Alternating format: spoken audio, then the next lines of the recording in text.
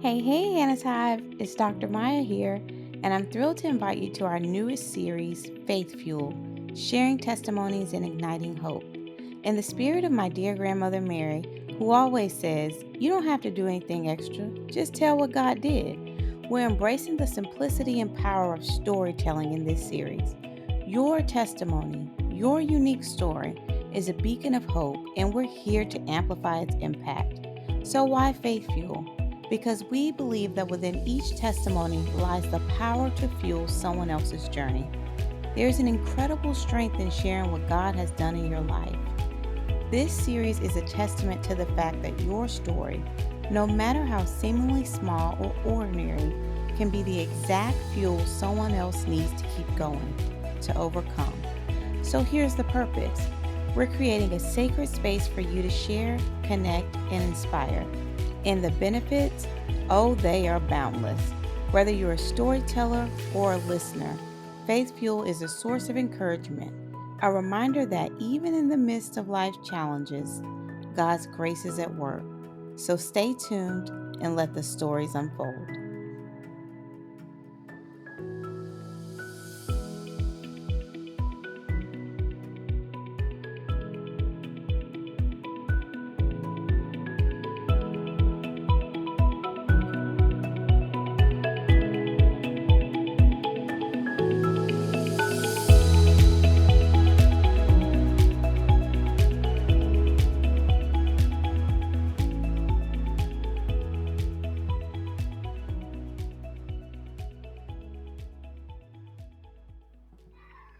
Hey everyone, welcome to the Hey Hannah podcast. I'm your host, Dr. Maya Fields, but to my friends and those who know me well, I'm just Maya.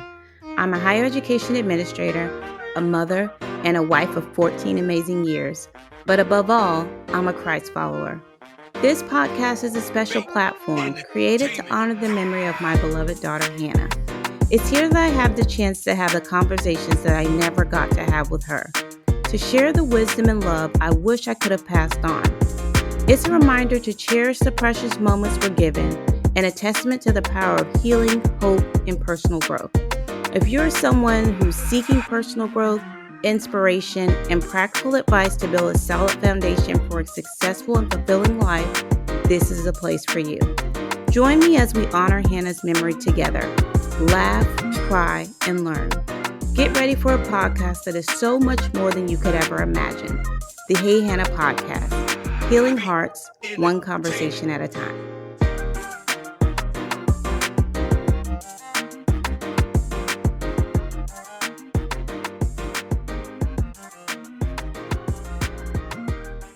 Hey everyone, welcome back to another episode of the Hey Hannah podcast. So glad that you're joining in for our new Faith Fuel series. We have Jake Fox here, who has so graciously agreed to come and share his testimony with us. So I am excited to hear from him and just hear how the Lord has worked in his life. So Jake, thank you so much for joining us today on the podcast. Happy to have you. Thank you. I appreciate you having me. It's a pleasure to be here. Absolutely. All right. Well, thank you so much, as I mentioned, for agreeing to come and share your testimony with us today. And feel free to take it away. Okay, sure, yeah. I've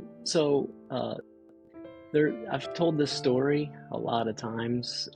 Sometimes you get so used to sharing something, you kind of detach yourself emotionally from it. So you never know what to expect when you really get into some of the details of what you've been through and experienced in your life. And it's hard to summarize your entire life in a testimony that has a limited, it takes years to really fully know someone and unpack their story.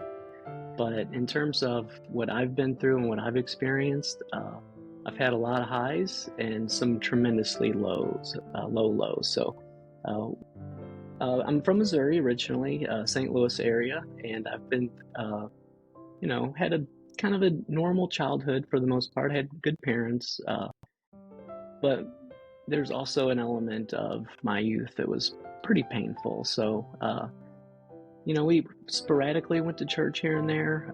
We had spurts where we did, and those were really good times.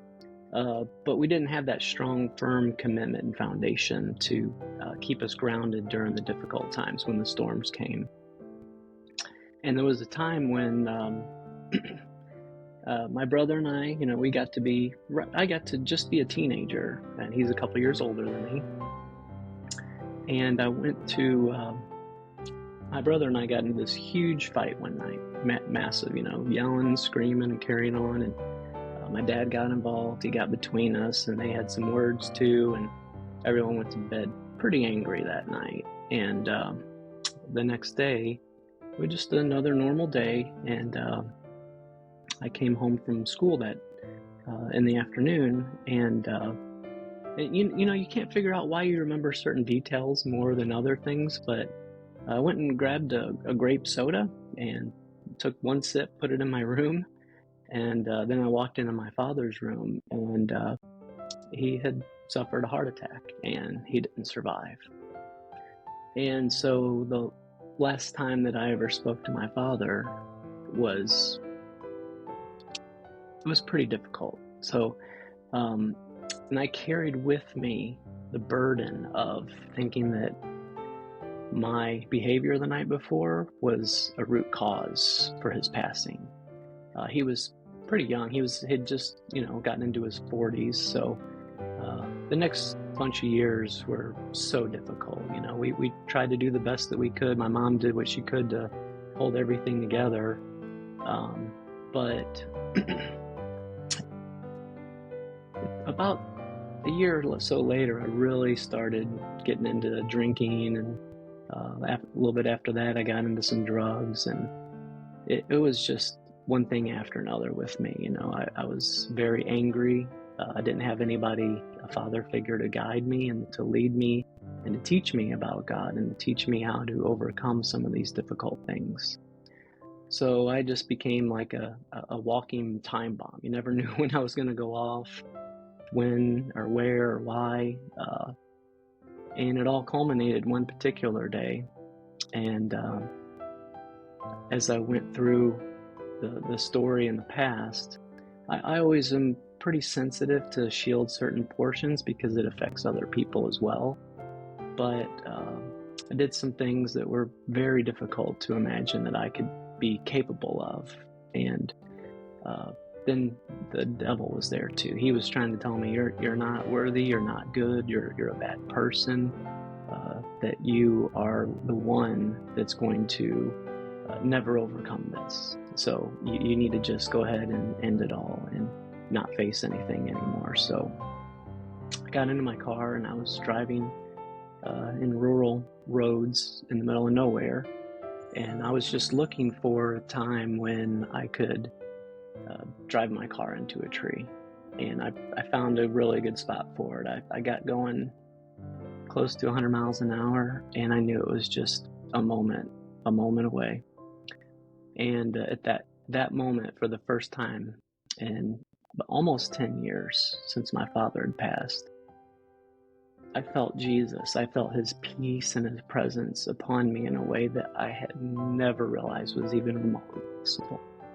So the amount of peace and the amount of joy and all of the burden of all those years had been lifted away from me, just long enough to get me to reject the lies of the enemy and to embrace what the future would hold for me.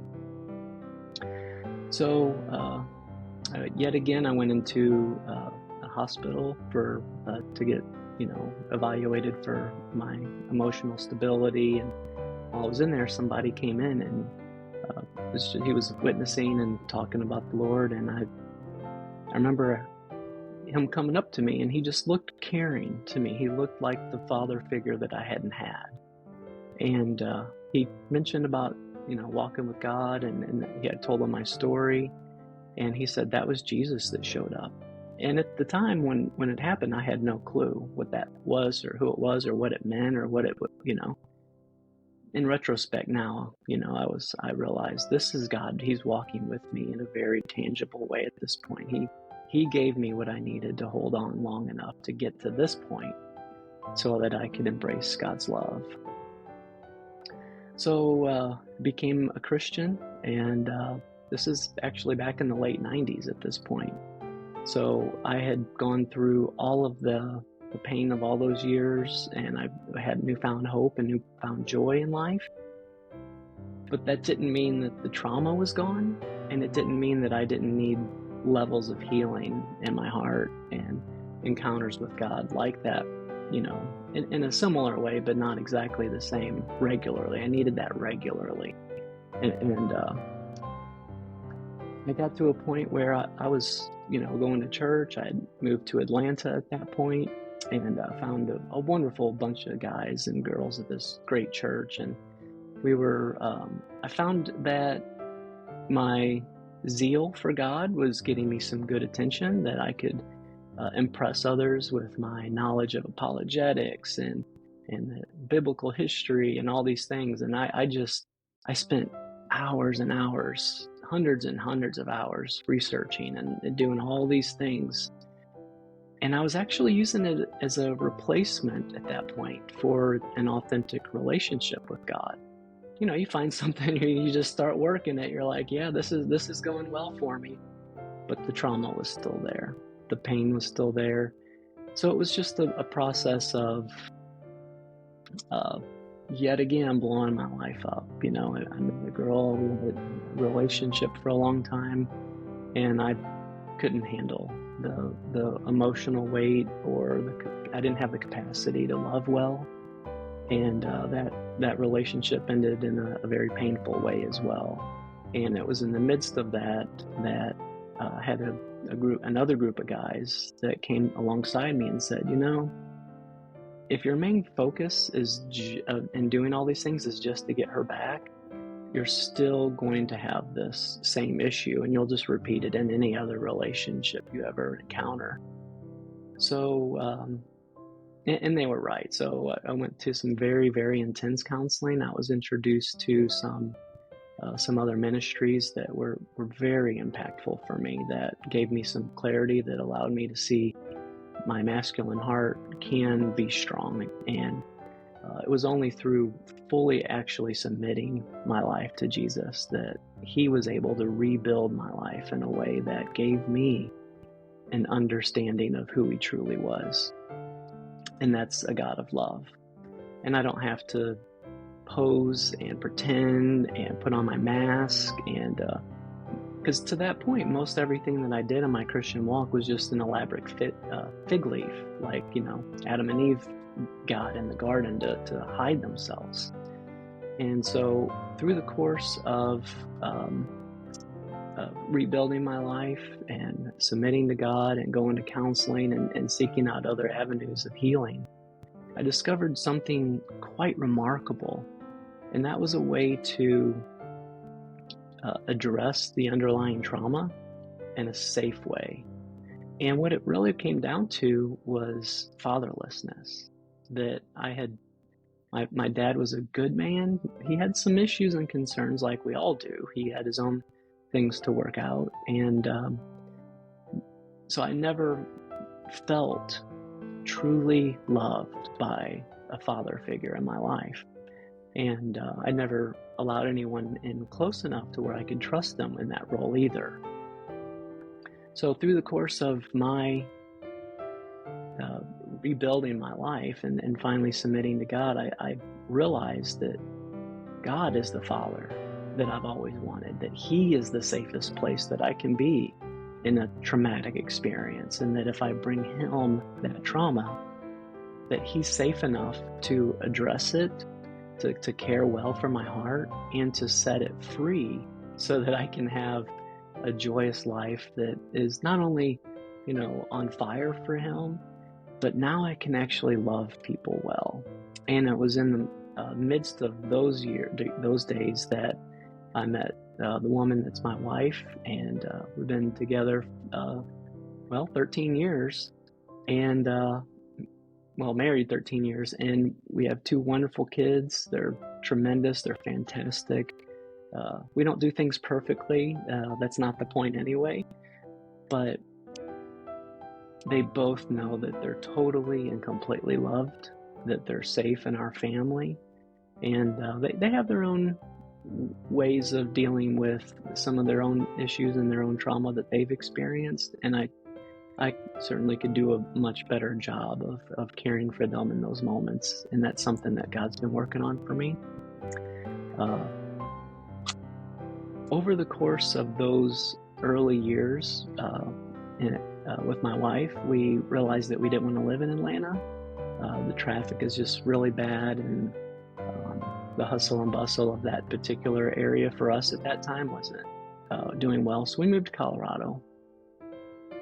And I'd only been doing service type of work up until then, so I didn't have any confidence in my job. I didn't, it was kind of, I guess I carried it as a little bit of an embarrassment to some degree. I didn't think that I could fully share what I did with certain people, because it kind of made me, go back to posing, I guess. It made me look like I didn't have it all together to some degree. And I finally got to the point where I could enjoy my work, and I did very well at it. But I'd always had this little calling in my heart, this way I felt like God was saying, hey, I've got something specific for you, more designed for work in the kingdom. So I ended up actually working for a very large parachurch organization, and the amount of people that would call in every day, just in a very, state of despair, it was very difficult for me in some ways, because it reminded me of former traumas that I experienced.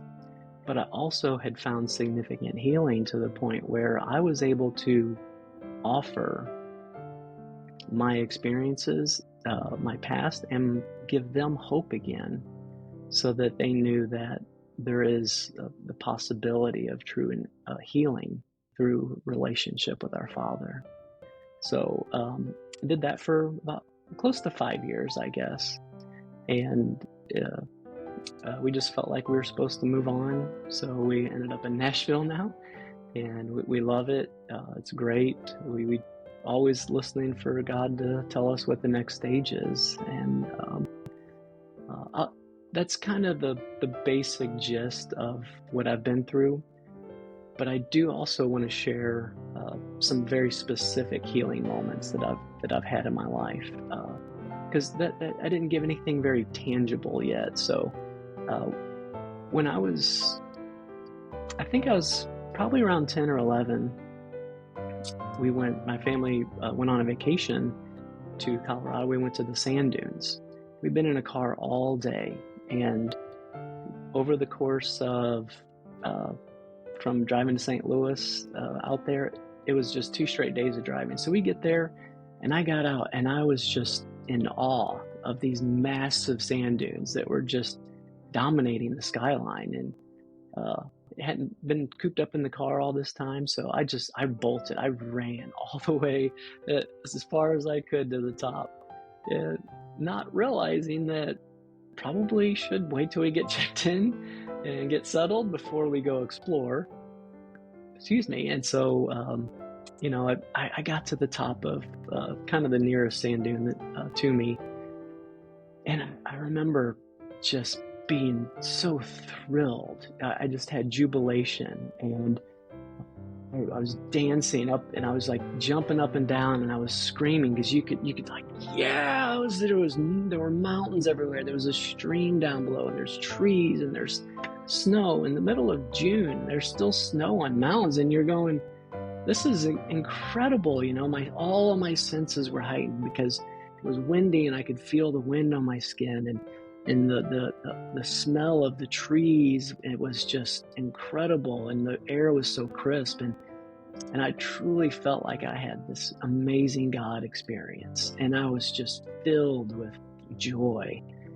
And I went down, went back to see the family, and instead of them being able to share in my joy, they were very frustrated that I had run off, rightfully so.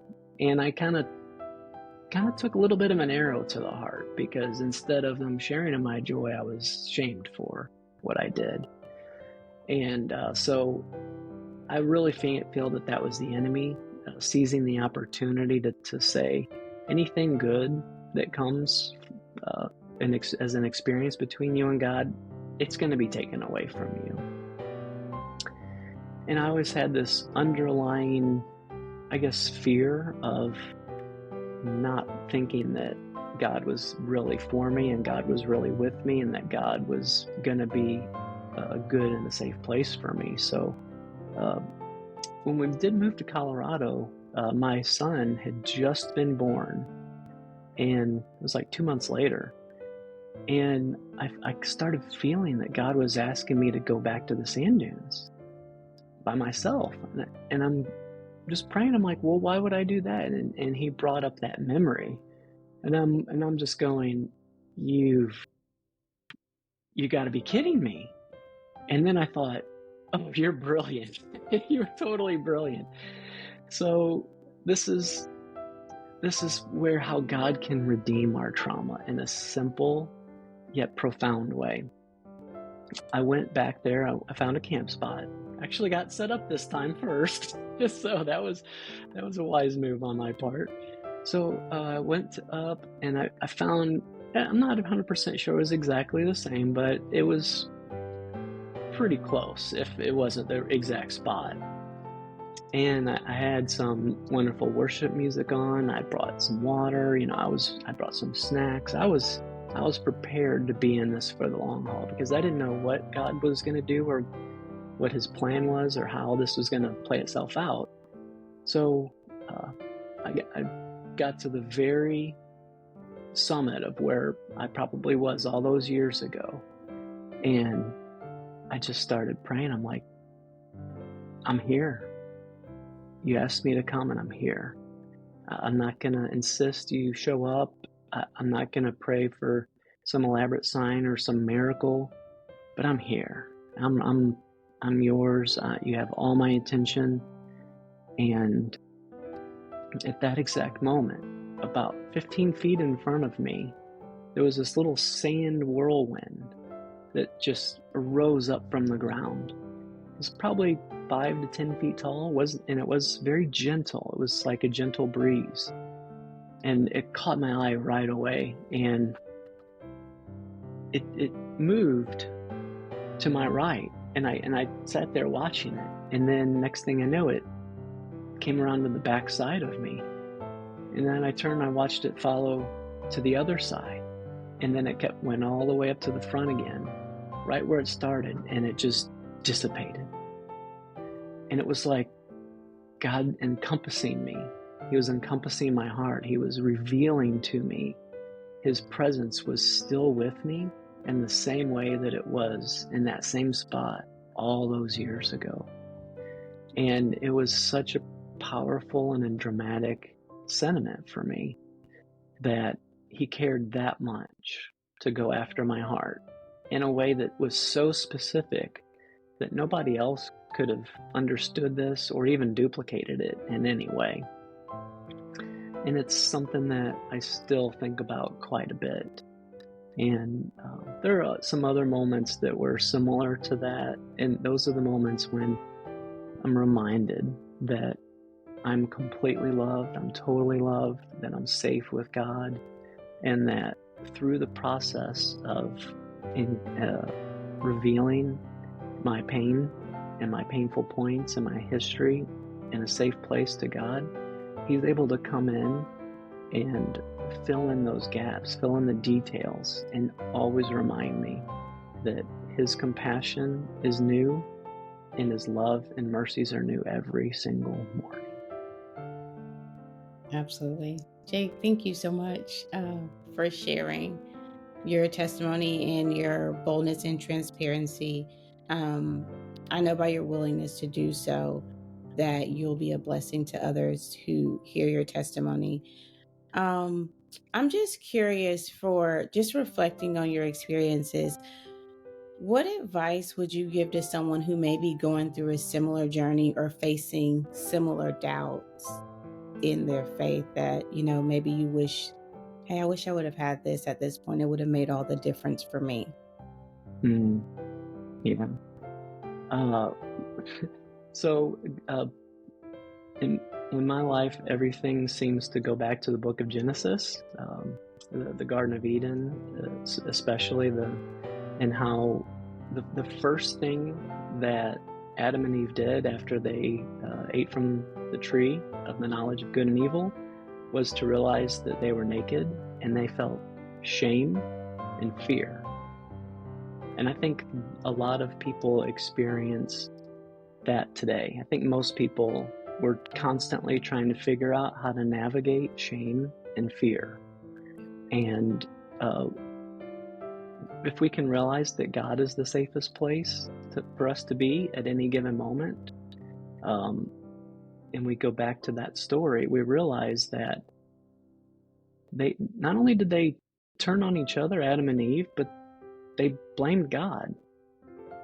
And so I think fear and shame are the number one enemy that we currently have still, even starting back then.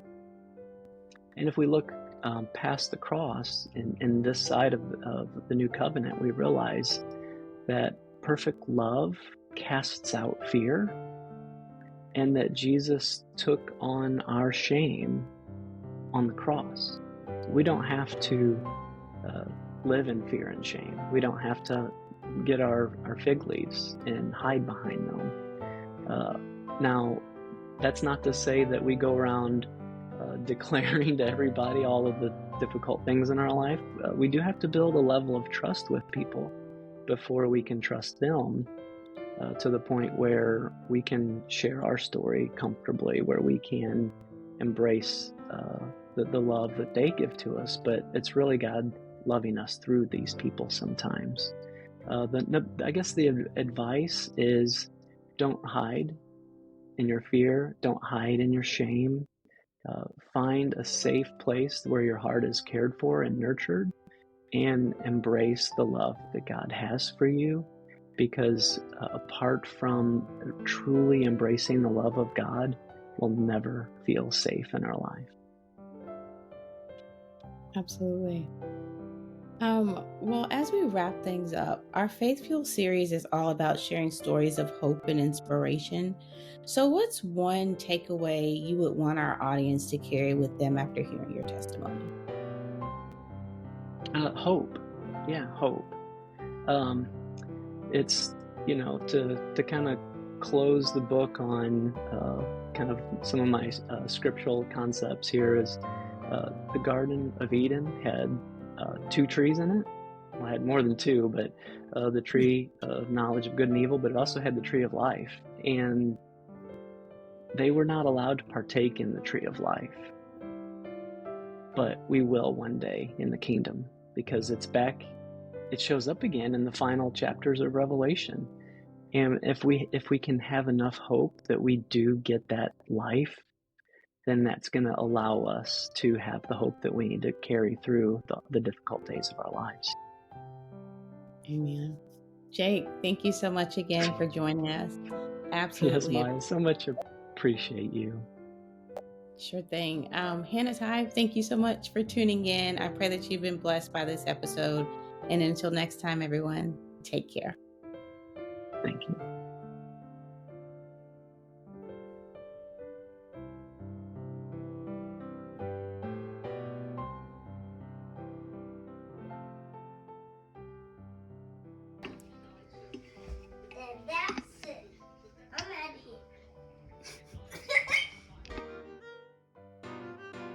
Thank you so much for joining us on this episode of the Hey Hannah podcast. We hope that you found inspiration, insight, and encouragement in our conversation today. If you enjoyed this episode and want to stay connected with us, be sure to like, subscribe, and review the Hey Hannah podcast. Your feedback helps us reach more people and spread our message of love and wisdom. You can also follow us on social media at Hey Hannah Podcast. Find us on Facebook, Instagram, and TikTok to stay updated on all the latest episodes, behind-the-scenes exclusives, and engaging content. And for those of you who prefer the visual experience, catch the video versions of our podcast on our YouTube channel. Just search Hey Hannah Podcast and hit that subscribe button to never miss an episode. For even more Hey Hannah goodness, Visit our website at www.heyhannahpodcast.com. There you'll find updates, bonus content, and join a community that embraces you with open arms. Your continued support truly means the world to us. Together, let's spread love, share wisdom, and honor every precious moment. Because here at Hey Hannah, we believe that life is meant to be lived well. Remember, a new episode of the Hey Hannah podcast is released every Wednesday, so mark your calendars and be sure to tune in. Thank you again for being a part of Hannah's Hive.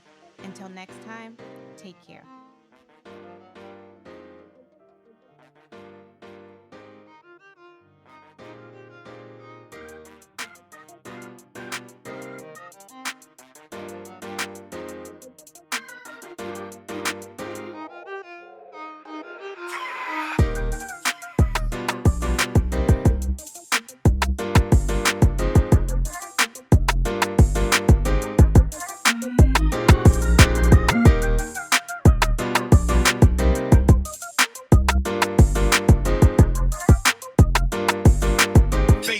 Entertainment.